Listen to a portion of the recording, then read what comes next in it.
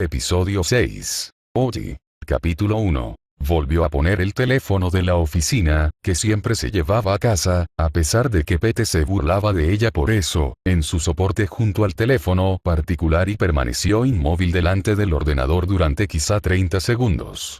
Luego pulsó el botón de su Fitbit para comprobarse el pulso. 75, entre 8 y 10 pulsaciones más que de costumbre. No le sorprendió. El asunto de Maitland recién expuesto por PJ le había despertado más entusiasmo e interés que ningún otro caso desde que acabaron con el difunto, y francamente horrendo, Brady Hartsfield. Solo que eso no era del todo cierto. La verdad era que nada le había despertado gran entusiasmo desde la muerte de Bill. No tenía queja de Pete Huntley, pero era, allí, en el silencio de su acogedor piso, podía reconocerlo, poco exigente. Se contentaba con seguir la pista: amorosos, fugitivos en libertad bajo fianza, coches robados, mascotas extraviadas y padres denunciados por impago de la pensión alimenticia. Y aunque Oye no había mentido a Alec PJ, ciertamente detestaba la violencia, excepto en las películas. Le revolvía el estómago, nunca había vuelto a sentirse tan viva como cuando dio caza a Hartsfield. Lo mismo podía decir de Morris Bellamy, un aficionado a la literatura que había matado a su escritor preferido. En Dayton no habría ningún Brady Hartsfield ni ningún Morris Bellamy esperándola, y tanto mejor, porque Pete estaba de vacaciones en Minnesota y su joven amigo Jerome se había ido de vacaciones con su familia a Irlanda. «Besaré la piedra de Blarney por ti, cariño», le había dicho en el aeropuerto, adoptando un dejo irlandés tan deplorable como su acento de negro de la serie Amos and Andy, que todavía imitaba de vez en cuando, más que nada por ofenderla. «Mejor que no», había contestado ella. «Piensa en la de gérmenes que habrá ahí». Uf. Alec PJ pensaba que una cosa tan rara me disuadiría, se dijo con un asomo de sonrisa. Pensaba que diría: «Es imposible, nadie puede estar en dos sitios al mismo tiempo, y nadie puede desaparecer de las imágenes de archivo de un noticiario. Eso es una broma de mal gusto, o un engaño». Pero Alec PJ no sabe, y yo no se lo diré, que algunas personas sí pueden estar en dos sitios al mismo tiempo. Brady Hartsfield lo hizo, y cuando Brady por fin murió, ocupó el cuerpo de otro hombre. «Todo es posible», dijo a la habitación vacía. «Absolutamente todo. El mundo está lleno de extraños recovecos». Entró en Firefox y buscó la dirección del Tommy and Tuppence Pub. El alojamiento más cercano era el Hotel Fairview, en Northwoods Boulevard. ¿Sería el mismo en el que se había hospedado la familia Maitland? Se lo preguntaría a Alec PJ por correo electrónico, pero era lo más probable, a juzgar por el comentario de la hija mayor de Maitland. Oye consultó en Trivago y vio que podía disponer de una habitación aceptable por $92 la noche. Se planteó reservar otra de un nivel superior, una pequeña suite, pero fue solo un momento. Eso sería inflar la cuenta de gastos, una práctica mezquina y un precedente peligroso. Llamó al Fairview, por el teléfono de la oficina, ya que era un gasto legítimo, hizo una reserva para 3 noches a partir del día siguiente y abrió Matt Cruncher en su ordenador. En su opinión, era el mejor programa para solucionar los problemas cotidianos. La hora de entrada en el Fairview era a las 3, y la velocidad en autopista a la que su Prius optimizaba el consumo de combustible era de 101 km por hora. Incluyó una parada para llenar el depósito y comer, sin duda un almuerzo de mala calidad en un restaurante de carretera, más 45 minutos por la inevitable reducción de la marcha debido a obras en la calzada. «Saldré a las 10, dijo. «No, mejor a las 9:50, para más seguridad». Y para mayor seguridad aún, buscó una ruta alternativa con su aplicación Waze, por si acaso. Se duchó, así no tendría que hacerlo por la mañana, se puso el camisón, se lavó los dientes, se pasó el hilo dental. Según los últimos estudios, el hilo dental no servía para prevenir las caries, pero formaba parte de la rutina de Ori y lo usaría gustosamente hasta el final de sus días. Se quitó las horquillas y las dejó en fila, luego entró descalza en la habitación extra. Ese cuarto era su filmoteca. En las estanterías se alineaban numerosos DVD, algunos con las vistosas fundas de las tiendas, pero la mayoría eran copias hechas en casa por gentileza de la grabadora de última generación de Ori. Había miles, 4375 en ese momento, pero le fue fácil encontrar el que buscaba porque los discos estaban dispuestos por orden alfabético. Lo cogió y lo dejó en su mesilla de noche, donde con toda seguridad lo vería cuando hiciese la maleta por la mañana. Resuelto esto, se arrodilló, cerró los ojos y entrelazó las manos. Rezar por la mañana y por la noche había sido idea de su analista, y cuando Odie protestó y dijo que ella no creía exactamente en Dios, su analista repuso que expresar con palabras sus preocupaciones y planes a una hipotética entidad superior la ayudaría aunque no creyese. Y en efecto eso parecía. Soy otra vez Odie Gibney, y sigo esforzándome todo lo que puedo. Si estás ahí, protege por favor a Pete mientras pesca, porque solo un idiota sale en barcas y no sabe nadar. Protege por favor a la familia Robinson, allí en Irlanda, y si Jerome de verdad se propone besar la piedra de Blarney, te ruego que lo piense 2 veces. Bebo Boost para aumentar un poco de peso, porque el Dr. Stonefield dice que estoy muy delgada. No me gusta, pero en la etiqueta pone que cada lata contiene 240 calorías. Tomo el Lexapro, y no fumo. Mañana voy a Dayton. Líbrame por favor de todo peligro en el coche y de la tentación de incumplir las normas de tráfico, y ayúdame a sacar el máximo partido a la información de que dispongo. Que es interesante. Hizo una pausa. Sigo echando de menos a Bill. Me parece que es todo por esta noche. Se metió en la cama y a los 5 minutos ya dormía.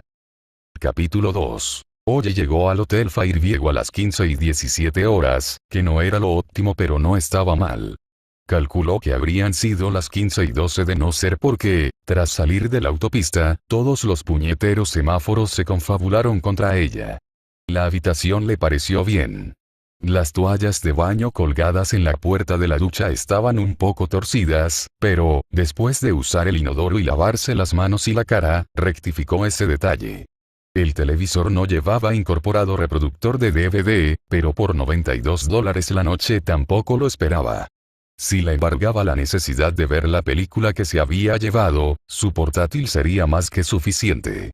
Realizada con pocos recursos, y rodada en probablemente no más de 10 días, no era el tipo de película que requería alta resolución y sonido Dolby. El Tommy Antupense se hallaba a menos de una manzana. Oye vio el letrero nada más salir de debajo de la marquesina del hotel. Se acercó y examinó la carta colgada en la ventana. En el ángulo superior izquierdo había un pastel de corteza humeante. Debajo se leía: el pastel de carne y riñones es nuestra especialidad. Recorrió otra manzana y llegó a un aparcamiento, lleno más o menos en sus 3/4 partes. Aparcamiento municipal, ponía en la entrada. Tiempo límite: 6 horas. Entró en busca de multas en los parabrisas o marcas de tiza en los neumáticos hechas por un vigilante. No vio ni lo uno ni lo otro, lo que significaba que nadie velaba por el cumplimiento del límite de 6 horas. Respetarlo dependía estrictamente de la propia conciencia. En Nueva York no serviría, pero seguramente en Ohio el resultado era aceptable. Sin vigilancia era imposible saber cuánto tiempo había estado allí la furgoneta después de que Merlin Cassidy la abandonara, pero supuso que, sin el seguro echado y con las llaves colgando tentadoramente, no debió de ser mucho. Regresó al Tommy Antupense, se presentó a la camarera y dijo que investigaba un caso relacionado con un hombre que se había alojado cerca de allí la primavera pasada. Resultó que la camarera era también copropietaria y, como aún faltaba 1 hora para los agobios de la cena, se mostró más que dispuesta a hablar. Oye preguntó si recordaba cuando habían repartido la carta del restaurante por la zona a modo de publicidad. ¿Qué ha hecho ese hombre?, quiso saber la camarera. Se llamaba Mary, no Tupense, y tenía acento de New Jersey más que de Newcastle. No estoy autorizada a decírselo, respondió Oye. El asunto está en manos de abogados. Compréndalo. Pues sí me acuerdo, dijo Mary. Sería raro que no me acordara. ¿Y eso por qué? Cuando abrimos, hace 2 años, esto se llamaba Fredo's Place. Como en El Padrino, ¿sabe? Sí, respondió Ori, aunque a Fredo se lo recuerda más por El Padrino, parte segundo, sobre todo por la secuencia en que su hermano Michael le da un beso y dice: sé que fuiste tú, Fredo, me has roto el corazón. Eso no lo sé, pero sí sé que en Dayton hay unos 200 restaurantes italianos, y eso nos estaba matando. Así que decidimos probar con la comida inglesa, que no puede llamarse exactamente cocina, pescado y patatas fritas, salchichas y puré de patata, incluso alubias con pan tostado, y pasamos a llamarlo tomiantupense, como en los libros de Agatha Christie. Tal como estaban las cosas, pensamos que no teníamos nada que perder. ¿Y sabe qué? Dio resultado. Me llevé una sorpresa, pero en el buen sentido, créame. Se inclinó, y Oji percibió olor a ginebra en su aliento, intenso y nítido. ¿Quiere que le cuente un secreto? Me encantan los secretos, contestó Oji, y no mentía. El pastel de carne y riñones nos llega congelado de un proveedor de Paramus. Nosotros solo lo calentamos en el horno. ¿Y sabe una cosa? Al crítico del Dayton Daily News le gustó muchísimo. Nos puso 5 estrellas. No le engaño. Se inclinó un poco más y, en un susurro, añadió: si se lo cuenta a alguien, tendré que matarla. Oji se deslizó un pulgar sobre los delgados labios, como si cerrara una cremallera, y giró una llave invisible, gesto que había visto hacer a Bill Hodges en muchas ocasiones. O sea, que cuando reabrieron con el nuevo nombre o la nueva carta, o tal vez un poco antes. Johnny, mi maridito, quería empapelar el barrio una semana antes, pero yo insistí en que eso no era buena idea, la gente se olvidaría, así que lo hicimos el día antes. Contratamos a un chico e imprimimos cartas suficientes para abarcar un área de 9 manzanas a la redonda. Incluido el aparcamiento que hay en esta misma calle. Sí. Eso es importante. ¿Sería tan amable de consultar su agenda y decirme qué día fue eso? No hace falta. Lo tengo incrustado en la memoria. Se tocó la frente con un dedo. El 19 de abril. Un jueves. Abrimos, en realidad reabrimos, en viernes. Oye contuvo el impulso de corregir a Mary, le dio las gracias y dio media vuelta para marcharse. ¿No podría decirme qué hizo ese hombre? Lo siento mucho, pero perdería mi empleo. Bueno, al menos venga a cenar si se queda en la ciudad. Lo haré, respondió Oji, pero no lo haría. A saber que otros platos de la carta llegaban congelados de Paramus. Capítulo 3. El siguiente paso era visitar la unidad de memoria Eastman y mantener una conversación con el padre de Terry Maitland, si tenía un día lúcido, en el supuesto de que aún tuviera días lúcidos. Si él estaba en las nubes, quizá pudiera hablar con algunas de las personas que trabajaban en el centro. Entretanto, allí estaba ella, en su aceptable habitación de hotel. Encendió el portátil y envió a Lake Pelley un email con el título Informe de Gibney número 1. Las cartas de tomiantupense se repartieron en forma de folletos publicitarios en un área de 9 manzanas a la redonda el jueves 19 de abril. Basándome en mi entrevista con la copropietaria del establecimiento, Mary Oyster, tengo la certeza de que esa fecha es correcta. En tal caso, no cabe la menor duda de que Merlin Cassidy abandonó la furgoneta en el aparcamiento cercano en esa fecha. Obsérvese que la familia Maitland llegó a Dayton a eso de las 12 del mediodía del sábado 21 de abril. Estoy casi segura de que para entonces la furgoneta ya no estaba allí. Mañana acudiré a la policía local, con la esperanza de descartar una posibilidad más, y después visitaré la unidad de memoria Eastman. Para cualquier consulta, mándame un correo electrónico o llámame al móvil. Oye Gibney. Finderskeepers. Resuelto esto, bajó al restaurante del hotel y pidió una cena ligera. Nunca se planteaba utilizar el servicio de habitaciones, siempre exorbitantemente caro. En el canal de películas del hotel encontró una de Mel Gibson que no había visto y la solicitó, $9.99, que deduciría de su informe de gastos antes de presentarlo. No era gran cosa, pero Gibson hacía lo que podía con lo que tenía. Anotó el título y la duración en su diario de cine del momento, ya había llenado 20 y tantos, y le dio 3 estrellas. Resuelto esto, comprobó que había echado los 2 pestillos de la puerta, pronunció sus oraciones, acabó, como siempre, diciendo que añoraba a Bill, y se acostó. Durmió 8 horas, sin sueños. O al menos ninguno que recordara. Capítulo 4. A la mañana siguiente, después de un café, un enérgico paseo de 5 kilómetros, un desayuno en una cafetería cercana y una ducha caliente, Ollie telefoneó al departamento de policía de Dayton y pidió que la pusieran con la división de tráfico. Tras una espera satisfactoriamente breve, un agente, Linden se llamaba, se puso al aparato y le preguntó en qué podía ayudarla. Esto complació sobremanera a Ollie. Un policía cortés siempre le alegraba el día.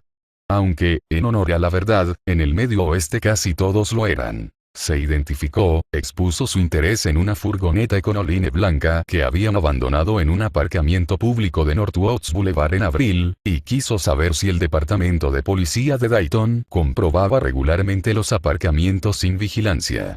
Por supuesto, contestó el agente Linden, pero no para hacer cumplir el límite de las 6 horas. Son policías, no guardias de tráfico. Entiendo, dijo Ollie, pero están atentos a posibles vehículos abandonados, ¿no? Linden se echó a reír. Su agencia debe de recuperar muchos coches por impago. Eso y la localización de fugitivos en libertad bajo fianza es lo que nos da de comer. Entonces ya sabe de qué va. Nos interesan sobre todo los coches caros que llevan ya un tiempo estacionados, tanto en la ciudad como en el aparcamiento de larga duración del aeropuerto. Los Denali, los Escalade, los Jaguar y los BMW. Dice que esa furgoneta tenía matrícula de Nueva York. Correcto. Seguramente una furgoneta de esas características no habría atraído la atención el primer día, por extraño que parezca, a Dayton vienen neoyorquinos, pero sí seguía allí el segundo día. Podría ser. Lo cual dejaba un margen de todo un día antes de la llegada de los Maitland. Gracias, agente. Si quiere, puedo preguntar en el depósito de vehículos retirados de la vía pública. No será necesario. Esa furgoneta apareció a 1500 kilómetros al sur de aquí. ¿A qué se debe su interés, si no es indiscreción? En absoluto, respondió Ollie. Al fin y al cabo, hablaba con un agente de policía. Se utilizó para secuestrar a un niño que posteriormente fue asesinado.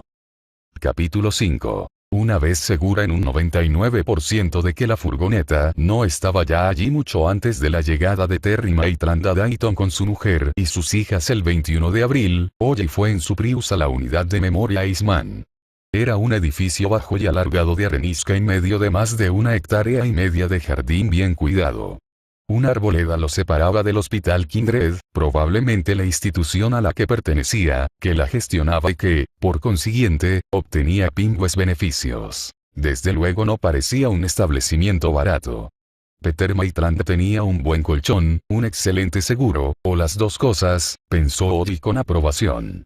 En el aparcamiento había plazas vacías para visitantes de sobra a esa hora de la mañana, pero Ollie eligió una en el extremo más alejado. Su objetivo Fitbit era 12.000 pasos diarios, y cada pequeño trecho contribuía. Se detuvo un momento a observar a 3 celadores que paseaban a 3 residentes, daba la impresión de que uno de estos sabía dónde estaba, y después entró. El vestíbulo era un espacio agradable de techo alto, pero, debajo de los aromas a cera de suelo y abrillantador de muebles, Ollie percibió un leve olor a orina procedente del interior del edificio. Y algo más intenso. Habría sido absurdo y melodramático decir que era el olor de la esperanza perdida, pero a Ollie le pareció que olía a eso. Posiblemente porque me pasé buena parte de la primera etapa de mi vida mirando el agujero en lugar del donut, pensó. En un letrero que había en recepción se leía: todos los visitantes deben registrarse al llegar. La recepcionista, la señora Kelly, según la pequeña placa colocada en el mostrador, recibió a Ollie con una sonrisa de bienvenida. Hola. ¿En qué puedo ayudarla? Hasta ahí, todo normal, nada digno de mención. La situación cambió cuando Ollie preguntó si podía visitar a Peter Maitland. La sonrisa permaneció en los labios de la señora Kelly pero desapareció de sus ojos. ¿Es usted pariente? No, dijo Ollie. Soy amiga de la familia. Eso, se dijo, no era exactamente mentira. Trabajaba para el abogado de la señora Maitland, y este trabajaba para la señora Maitland, y eso podía considerarse una especie de amistad, ¿no? La habían contratado para limpiar el nombre del difunto marido de la viuda. Sintiéndolo mucho, eso no basta, respondió la señora Kelly. Lo que quedaba de su sonrisa era ya meramente superficial. Si no es usted pariente, sintiéndolo mucho tendré que pedirle que se marche. En todo caso el señor Maitland no la reconocería. Su estado se deterioró este verano. A partir de este verano, o desde que Terry vino a verlo en primavera, la sonrisa se había esfumado ya por completo. ¿Es usted periodista? Si lo es, está obligada por ley a decírmelo, y le pediré que abandone el recinto de inmediato. Si se niega, avisaré a seguridad y la acompañarán a la salida. Ya han venido personas como usted más que suficientes. Eso le resultó interesante. Tal vez no tenía nada que ver con el asunto que había ido a investigar, pero quizás sí. A fin de cuentas, esa mujer no se había puesto hecha un basilisco hasta que Odie mencionó el nombre de Peter Maitland. No soy periodista. Aceptaré su palabra, pero si no es usted pariente, debo pedirle que se marche. De acuerdo, contestó Odie. Se apartó de la recepción 1 o 2 pasos. De pronto se le ocurrió una idea y dio media vuelta. ¿Y si le pidiera al hijo del señor Maitland, Terry, que llamara y respondiera por mí? ¿Eso serviría? Supongo, respondió la señora Kelly, al parecer a regañadientes. Pero tendría que contestar a unas cuantas preguntas mías para convencerme de que no es uno de sus colegas, haciéndose pasar por el señor Maitland. Tal vez le parezca un comportamiento un tanto paranoico, señorita Gibney, pero es mucho lo que hemos tenido que aguantar aquí, mucho, y yo me tomo mis responsabilidades muy en serio. Lo entiendo. Puede que sí o puede que no, pero en cualquier caso no le valdría de nada hablar con Peter.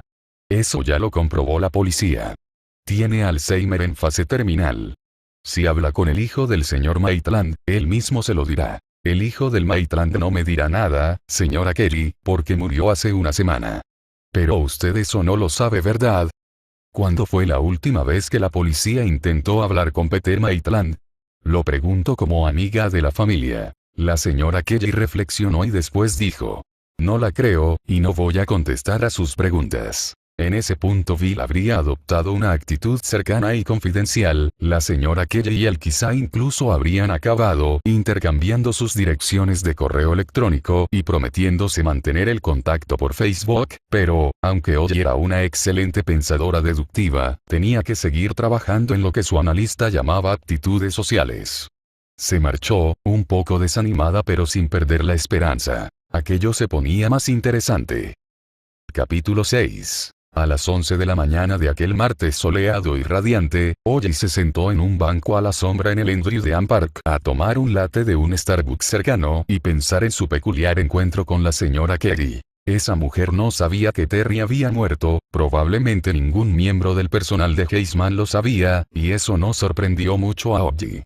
Los asesinatos de Frank Peterson y Terry Maitland habían ocurrido en una ciudad pequeña a cientos de kilómetros de allí. Sí había llegado a las noticias nacionales durante una semana en que un simpatizante del ISIS había abatido a 8 personas en un centro comercial de Tennessee y un tornado había arrasado un pueblo de Indiana. No debía de haber sido más que un comentario menor en el Huffington Post, muy en segundo plano y fugaz. Tampoco cabía pensar que Marky Maitland se hubiera puesto en contacto con su suegro para darle la triste noticia, porque habría de hacerlo teniendo en cuenta el estado de ese hombre.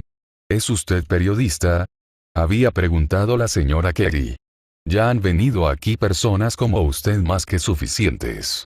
A ver, la prensa había estado allí, la policía también, y la señora Kelly, la persona que daba la cara en la unidad de memoria Eastman, había tenido que lidiar con ellos. Pero sus preguntas no hacían referencia a Terry Maitland, porque de lo contrario ella habría sabido que estaba muerto. Así pues, ¿qué puñetero asunto había suscitado tanta atención? Odie dejó el café a un lado, sacó el iPad del bolso, lo encendió y comprobó que tenía 5 barras, lo cual le ahorraría tener que volver al Starbucks. Pagó una pequeña suma para acceder a los archivos del periódico local, anotándolo debidamente para su informe de gastos, e inició su búsqueda a partir del 19 de abril, el día que Merlin Cassidy abandonó la furgoneta. También el día que casi con toda seguridad volvieron a robarla. Leyó la información local detenidamente, y no encontró nada en relación con la unidad de memoria.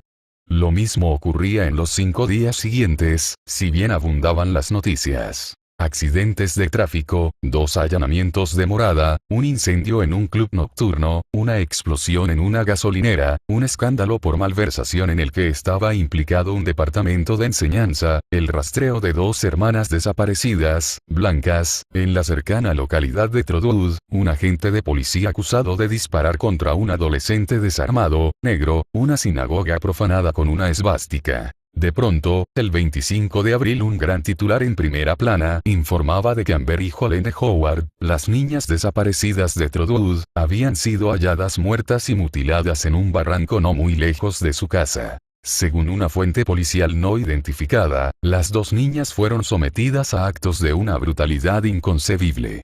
Y sí, las 2 habían sufrido abusos sexuales. Terry Maitland estaba en Dayton el 25 de abril. Lo acompañaba su familia, sí, pero no había novedades al respecto ni el 26 de abril, el día que Terry Maitland visitó a su padre por última vez, ni el 27, el día que la familia Maitland regresó a Flint City en avión. Después, el sábado 28 la policía anunció que estaba interrogando a una persona de interés. Al cabo de 2 días, esa persona de interés fue detenida.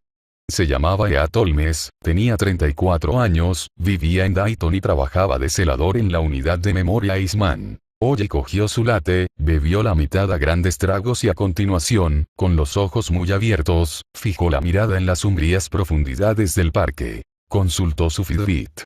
El corazón le galopaba a 110 pulsaciones por minuto, y eso no solo era efecto de la cafeína. Volvió a concentrarse en la hemeroteca del Daily News y, pasando de mayo a junio, siguió el hilo de la noticia. A diferencia de Terry Maitland, Ea Tolmes había sobrevivido a su comparecencia ante el juez, pero, al igual que Terry, Jeannie Anderson lo habría llamado confluencia, nunca sería procesado por los asesinatos de Amber y Jolene Howard. Se suicidó en la cárcel del condado de Montgomery el 7 de junio. Consultó otra vez su Fitbit y el pulso le había subido a 120. Aún así, apuró el resto del latte. Viviendo peligrosamente. Bill, ojalá estuvieras en esto conmigo. No sabes cuánto lo deseo. Y Jerome también. Los 3 habríamos agarrado las riendas de este pony y lo habríamos montado hasta que dejara de correr. Pero Bill había muerto, Jerome estaba en Irlanda, y ella no podría acercarse más a la solución del misterio. Al menos sola. Pero eso no significaba que su cometido en Dayton hubiera terminado. No, no del todo. Regresó al hotel, pidió un bocadillo al servicio de habitaciones, al demonio los gastos, y abrió el portátil. Añadió lo que ahora sabía a las notas que había tomado durante la conversación telefónica con Alec Pelley. Miró fijamente la pantalla, y mientras deslizaba el texto arriba y abajo, acudió a su memoria una vieja frase de su madre. Maquis no se lo cuenta a Hindels. La policía de Dayton no estaba informada del asesinato del Frank Peterson, y la policía de Flint City no estaba informada de los asesinatos de las hermanas Howard. ¿Por qué iban a estarlo? Los homicidios se habían cometido en distintas regiones del país y con meses de diferencia. Nadie sabía que Terry Maitland había estado en los 2 sitios, y nadie conocía la conexión con la unidad de memoria Heisman. Un cauce de información atravesaba todos los casos, y en este el caudal se había secado como mínimo en 2 sitios. Pero yo sí lo sé, dijo Ori. Al menos en parte. Lo sé. Solo que se sobresaltó al oír que llamaban a la puerta. Dejó entrar al camarero del servicio de habitaciones, firmó la cuenta, añadió una propina del 10%, después de asegurarse de que el servicio no estaba incluido, y lo apremió a marcharse. Luego se paseó por la habitación devorando un bocadillo de bacon, lechuga y tomate que apenas saboreó. ¿Qué no sabía que podía saberse? La inquietaba, casi la obsesionaba, la idea de que en el rompecabezas que intentaba resolver faltaban piezas. No porque Alec Pelley le hubiera ocultado datos intencionadamente, eso no lo pensaba en absoluto, sino quizá porque había información vital, que él no consideraba importante. Pensó que podía telefonear a la señora Maitland, pero la mujer se echaría a llorar, se pondría triste, y Oggy no sabría cómo consolarla, nunca sabía. Una vez, no hacía mucho tiempo, había ayudado a la hermana de Jerome Robinson a superar unas horas bajas, pero por norma esas cosas se le daban fatal. Además, esa pobre mujer tendría la cabeza nublada por el dolor, y también ella podía pasar por alto datos importantes, esos pequeños detalles que permiten crear un todo a partir de fragmentos, como las 3 o 4 piezas de un rompecabezas que siempre se caen de la mesa y van a parar al suelo, y uno no ve el todo hasta que las busca y las encuentra. La persona más indicada para conocer todos los detalles, tanto los pequeños como los grandes, era el inspector que había interrogado a la mayoría de los testigos y detenido a Maitland. Después de haber trabajado con Bill Hodges, O.J. tenía mucha fe en los inspectores de policía. No todos eran buenos, eso por descontado. Sentía poco respeto por Isabelle Haynes, la compañera de Pete Huntley tras retirarse Bill del cuerpo, y ese otro, Ralph Anderson, había cometido un grave error al detener a Maitland en un lugar público. Pero una mala decisión no lo convertía forzosamente en un mal inspector, y Pelley le había explicado la circunstancia atenuante esencial. Terry Maitland había estado en estrecho contacto con el hijo de Anderson. Ciertamente los interrogatorios realizados por Anderson parecían exhaustivos. O.J. concluyó que casi con toda seguridad era él quien tenía las piezas perdidas. Era algo en lo que pensar. Entretanto tocaba volver a visitar la unidad de memoria Eastman.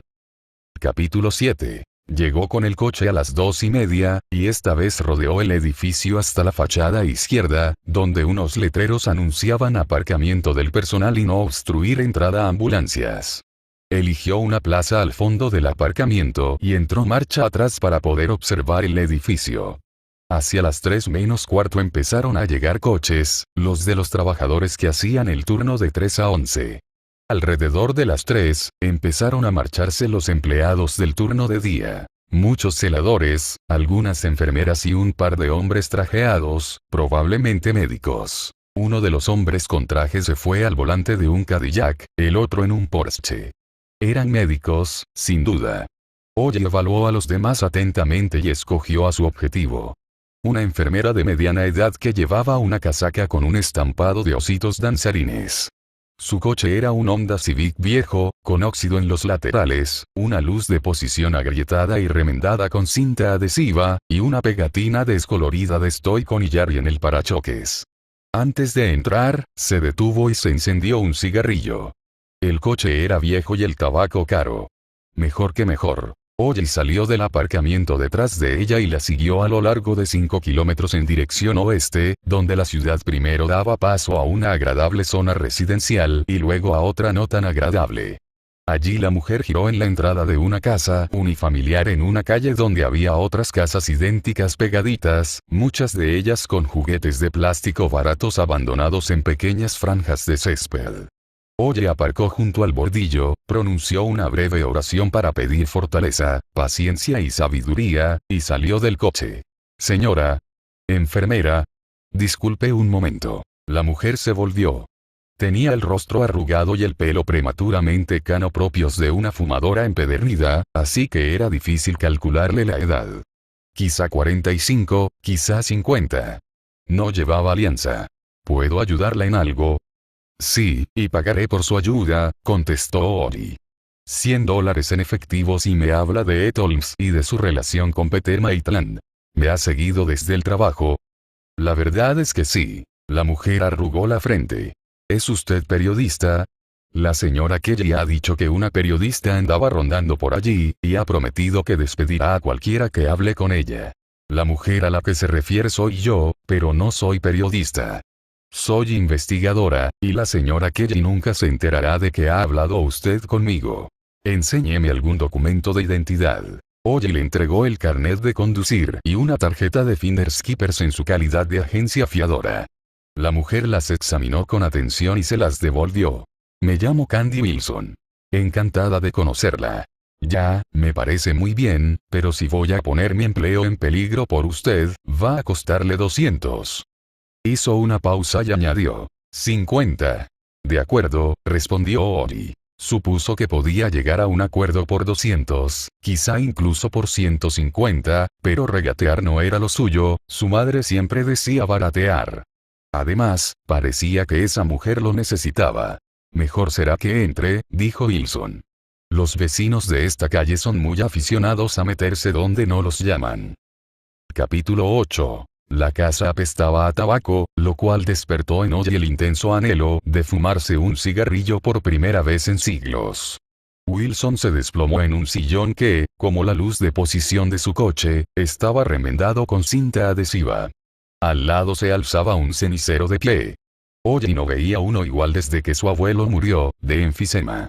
Wilson extrajo un paquete de tabaco del bolsillo del pantalón de nylon, sacó un cigarrillo y lo encendió con un Bic. No le ofreció el paquete a Oye, lo cual no era de extrañar, teniendo en cuenta el precio del tabaco en esos tiempos, pero Oye lo agradeció de todos modos. Tal vez habría aceptado uno. Primero el dinero, dijo Candy Wilson. Oye, que no había olvidado parar en un cajero automático en su segundo viaje a la unidad de memoria, sacó la cartera del bolso y separó la cantidad exacta. Wilson volvió a contar los billetes y se los guardó en el bolsillo junto al tabaco. Espero que eso de que tendrá la boca cerrada sea verdad, Oye.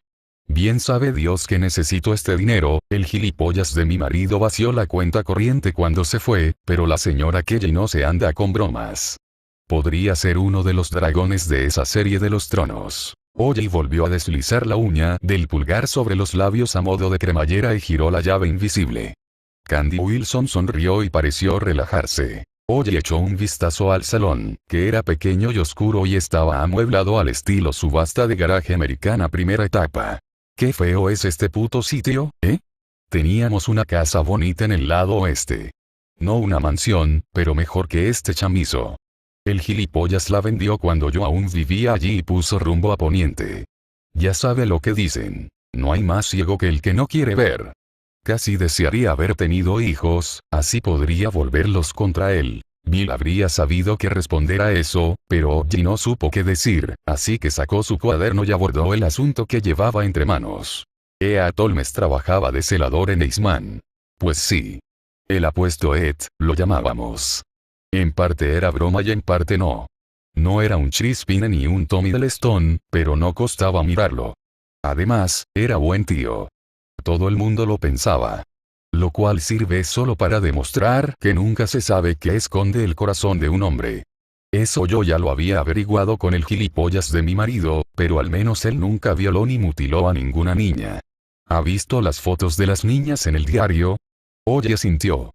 Dos rubias muy monas con una sonrisa idéntica preciosa. De 12 y 10 años, las edades de las hijas de Terry Maitland.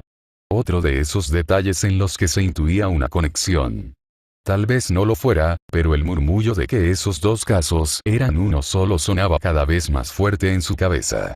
Unos cuantos datos más en la buena dirección, y se convertiría en un grito. ¿Quién hace una cosa así? Dijo Wilson, pero era una pregunta retórica. Un monstruo, ¿quién, si no? ¿Cuánto tiempo trabajó con él, señora Wilson? Llámame Candy, ¿quieres? Cuando alguien me paga los suministros del mes siguiente, dejo que me tutee. Trabajé con él durante 7 años, y nunca sospeché nada. Según el periódico, Holmes estaba de vacaciones cuando mataron a las niñas. Sí, se fue a Regis, a unos 50 kilómetros al norte de aquí. A casa de su madre. Que dijo a la policía que él estuvo allí todo el tiempo. Wilson alzó la vista al techo. En el periódico decían también que tenía antecedentes. Bueno, sí, pero nada serio, una simple correría en un coche robado a los 17 años. Miró el cigarrillo con expresión ceñuda. Se supone que eso no debería haber salido en los diarios, ya sabes, era menor y en principio esos datos son secretos. Si no lo fueran, seguramente no habría conseguido el empleo en Eastman, ni siquiera con toda su formación militar y sus 5 años de experiencia en Walter Reed. Puede que sí, pero probablemente no.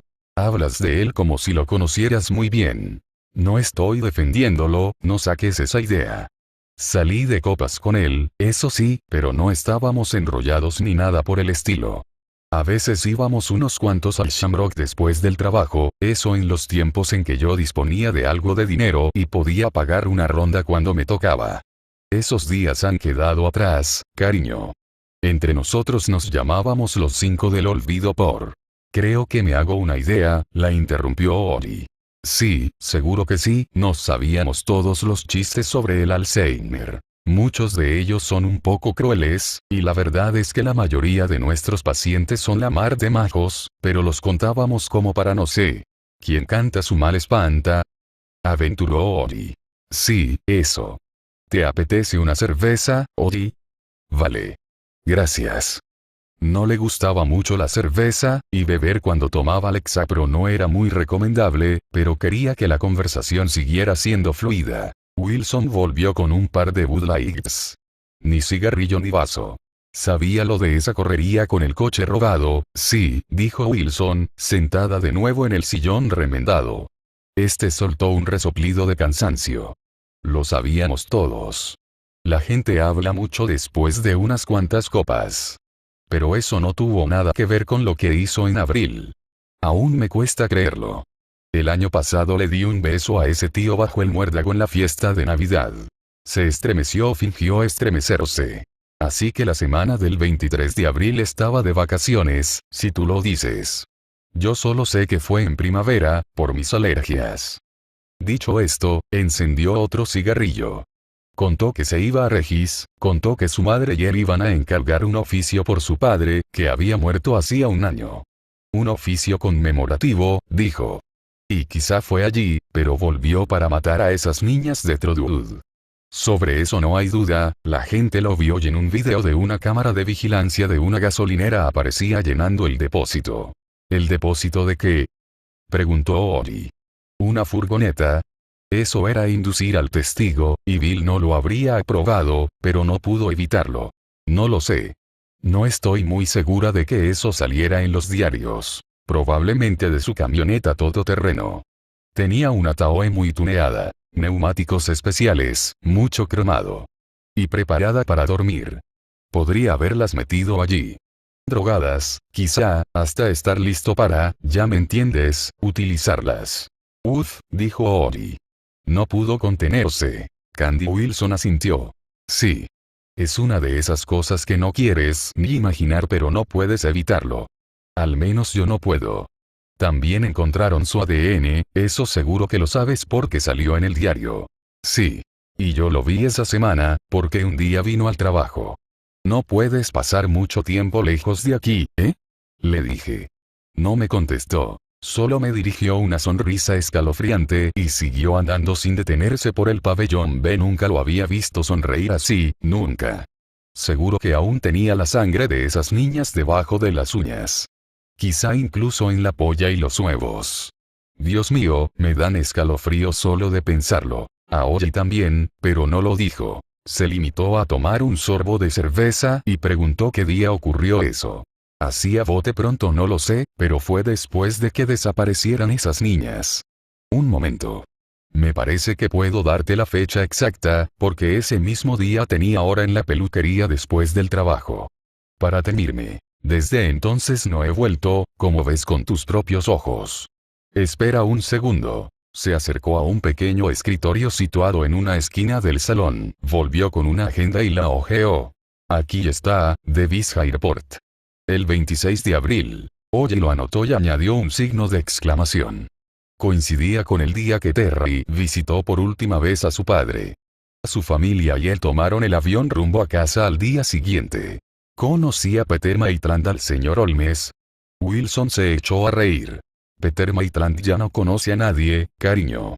El año pasado tuvo algún que otro día lúcido, e incluso a principios de este año conservaba la memoria lo justo para ir a la cafetería y pedir un chocolate. Las cosas que les gustan de verdad son las que más tardan en olvidar.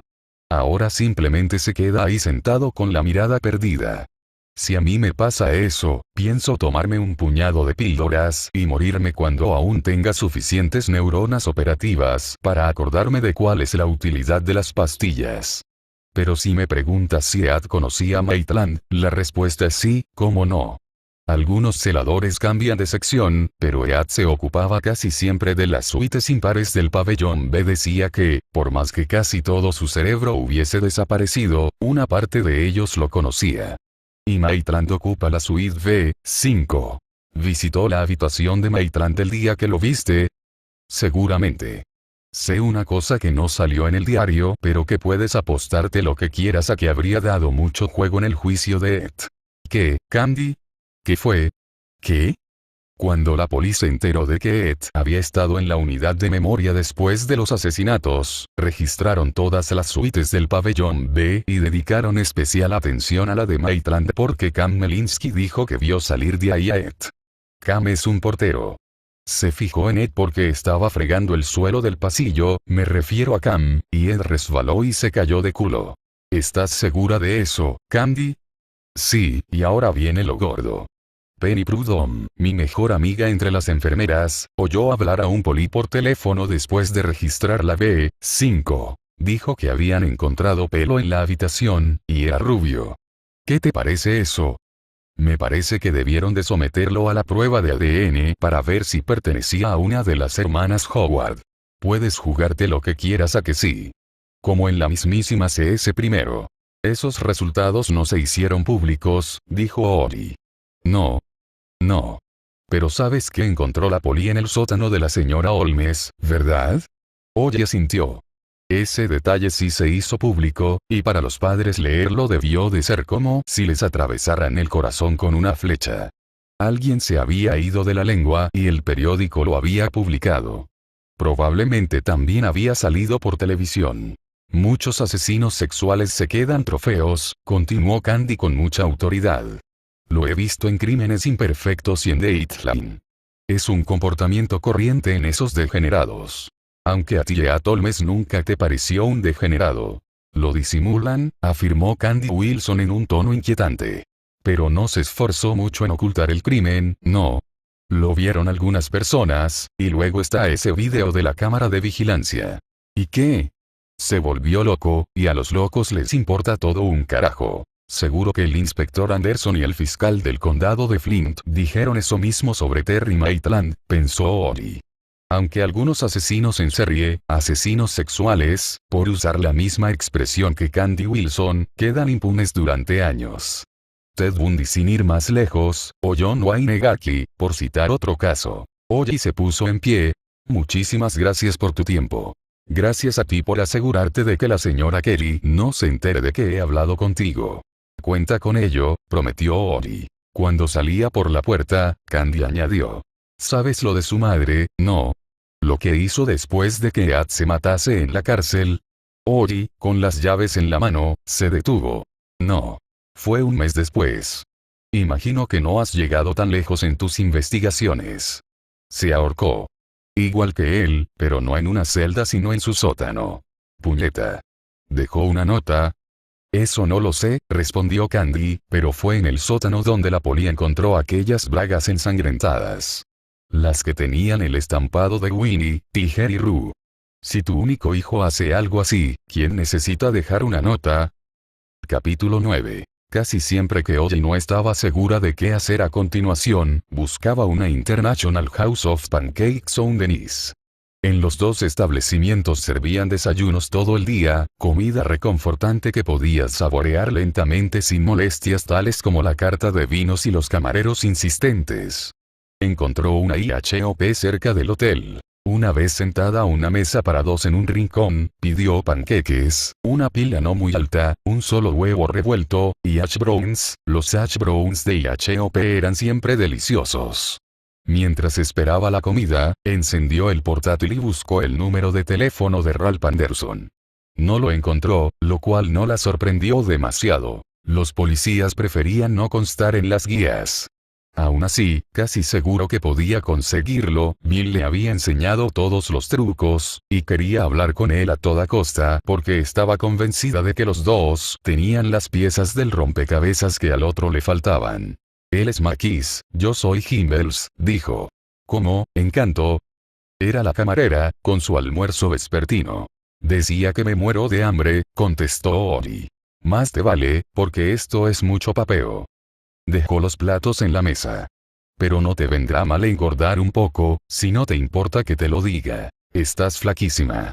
Yo tenía un amigo que me decía eso a todas horas, comentó Ori, y de pronto le entraron ganas de llorar.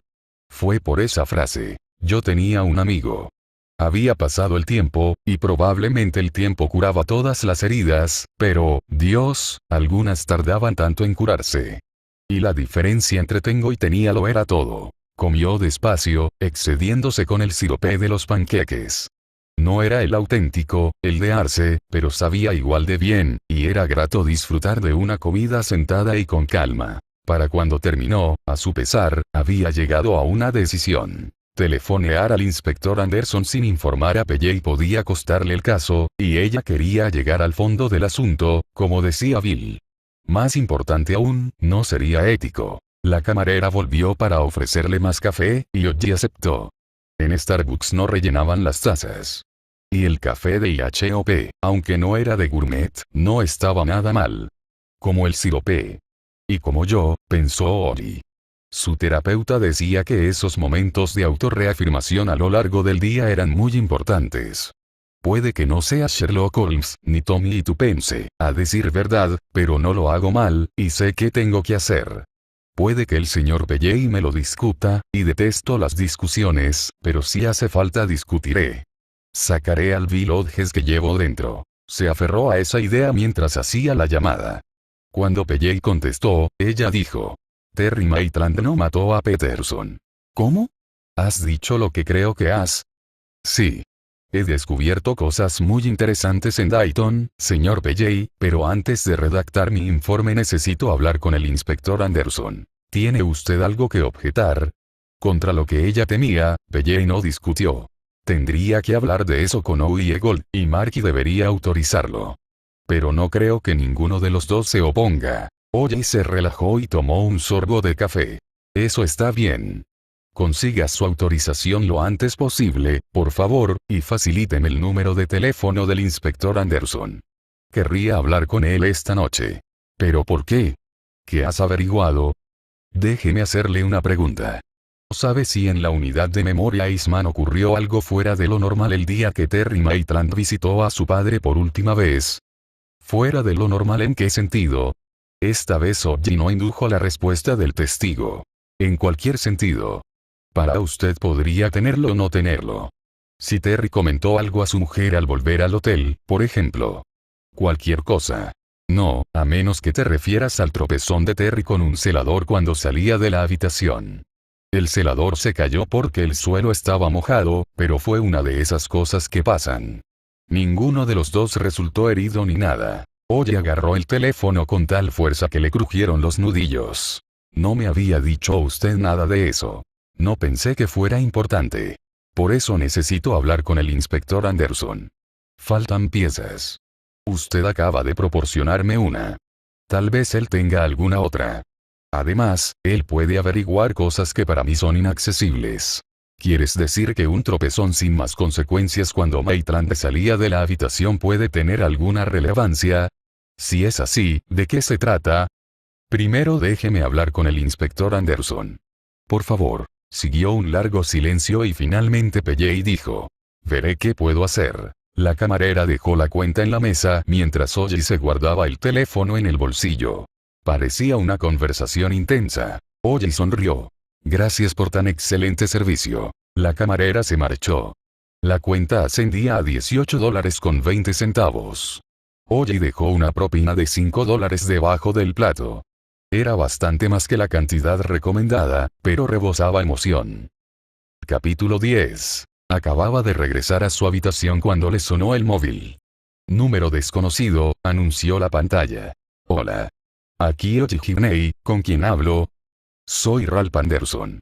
Alec Pelle me ha dado su número, señorita Gibney, y me ha puesto al corriente de lo que está usted haciendo. Mi primera pregunta es, ¿sabe lo que está haciendo? Sí. Oye tenía muchas preocupaciones, y era una persona muy indecisa incluso después de años de terapia, pero de eso estaba segura. Bueno, puede que lo sepa y puede que no, no tengo manera de comprobarlo, no, admitió Ori. Al menos, de momento. Alec me ha dicho que, según usted, Terry Maitland no mató a Frank Peterson. Ha dicho que parecía muy convencida. Siento curiosidad por saber cómo puede hacer una afirmación así cuando está usted en Dayton y el asesinato de Peterson se cometió aquí, en Flint City. Porque aquí se cometió un crimen similar en las fechas en que Maitland estuvo en la ciudad. La víctima no fue un niño, sino dos niñas. El modus operandi fue en esencia el mismo. violación y mutilación. El hombre a quien la policía detuvo declaró que había estado con su madre en un pueblo a 50 kilómetros de distancia, y ella lo corroboró, pero él también fue visto en Trudwood, la zona residencial donde secuestraron a las niñas. Se lo ve en las imágenes de una cámara de vigilancia. ¿Le suena? Me suena, pero no me sorprende. La mayor parte de los asesinos presentan alguna coartada cuando los atrapan. Puede que usted eso no lo sepa por su experiencia en la localización de fugitivos en libertad bajo fianza, señorita Gibney. Alec me ha contado a qué se dedica básicamente su agencia, pero imagino que lo ha visto en la televisión. Ese hombre era celador de la unidad de memoria Heisman y, aunque supuestamente estaba de vacaciones, fue a Heisman al menos una vez la misma semana en que el señor Maitland visitó allí a su padre. En la última visita al señor Maitland, el 26 de abril, esos dos presuntos asesinos tropezaron el uno con el otro. Literalmente, quiero decir. ¿Me toma el pelo?, preguntó Anderson casi a gritos. No. Esto es lo que mi antiguo socio en Finders Keepers habría llamado una auténtica situación para pocas bromas. ¿Despierta eso su interés? Le ha contado Pelley que el celador arañó a Maitland al caerse, que se agarró a él y le clavó la uña en el brazo. Oye, guardó silencio. Estaba pensando en la película que había metido en la bolsa de viaje. No tenía por costumbre autocongratularse, todo lo contrario, pero ahora ese detalle parecía una genialidad intuitiva. Aunque acaso había dudado ella en algún momento de que el caso Maitland presentaba elementos que se salían de lo normal. No. Sobre todo debido a su propia vinculación con el monstruoso Brad Wilson Archfield. Algo así ampliaba tus perspectivas. Y no fue ese el único arañazo. Daba la impresión de que Anderson hablaba consigo mismo. Hubo otro. Pero aquí. Después del asesinato de Frank Peterson, esa era otra de las piezas que faltaban. Cuéntemelo, inspector. Cuente. Me parece, por teléfono no. Puede coger un avión y venir aquí. Deberíamos sentarnos a hablar. Usted, yo, Alec Pelley, Oye Gold y un inspector de la policía del estado que también trabaja en el caso. Y quizá Marky. Ella también. Me parece buena idea, pero debería comentárselo a mi cliente, el señor Pelley. Hable mejor con Oye Gold. Le daré su número. El protocolo. Oye es quien ha contratado a Alec, así que el protocolo no es problema. Oye reflexionó al respecto. Puede ponerse usted en contacto con el departamento de policía de Dayton y el fiscal del condado de Montgomery. Para mí no es posible averiguar todo lo que quiero saber sobre los asesinatos de esas niñas, las hermanas Howard, y acerca de Atolmes, el celador, pero creo que usted sí podría. Ese individuo está todavía pendiente de juicio. Si es así, seguramente no querrán dar mucha infor. El señor Holmes murió. Hizo una pausa. Como Terry Maitland. Dios mío, musitó Anderson. Esto es cada vez más raro. Y más que lo será, dijo Oli. Otra cosa de la que no le cabía duda. Más que lo será, repitió él. Gusanos en el cantalupo. ¿Cómo dice? Nada. Llame al señor Gold, ¿de acuerdo? Sigo pensando que sería mejor llamar antes al señor Pelley. Solo para andar sobre seguro. Como usted vea. Y otra cosa, señorita Gibney. Me parece que sí sabe usted lo que hace. Eso arrancó una sonrisa a Oli. Capítulo 11. Oye recibió luz verde del señor Pelley y telefoneó a Oye Gold de inmediato. Caminaba en un círculo de preocupación por la moqueta barata del hotel y pulsaba obsesivamente el Fitbit para comprobar el pulso. Sí, el señor Gold pensó que sería buena idea que volara a Flint City, y no era necesario que viajara en clase turista. Reserve un billete en business, dijo. Hay más espacio para las piernas. De acuerdo. Sintió un mareo. Eso haré. ¿De verdad cree que Terry no mató al niño?